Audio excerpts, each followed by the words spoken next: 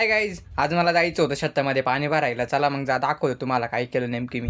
सकाळ सकाळी इथं भाऊ काय आंघोळ पण नसती केली की आवरेल पण नसतो, पण तस निघालो भाऊ शेताकडे. पण तिथं पोहोचतोच की नाही तोपर्यंत तिकडे पाणी पण चालू करून दिलं तर मस्तपैकी. आयला भाऊ या लाईटीची पण एक कामालाच आहे भाऊ. काय सांगू आता तुम्हाला, थोडा वेळ झाला की नाही तोपर्यंत तर लगेच इकडे आपली लाईट पण गेली भाऊ. मग काय भाऊ सारखी येणं जाणं चालूच होतं लाईटीचं. तसं बघायला गेलं तर गावाकडे लाईटीचा थोडा फॉल्टच राहतो, त्याच्यामुळे काही विषय नाही. मला तर भाऊ पाणी भरायला लय मजा येत होती, कारण की काय सांगू आता तुम्हाला, ते एका जागेवरून फोडायचं आणि दुसऱ्या जागी लावायचे. एकदम भारी वाढत होतं की नाही. चला चला.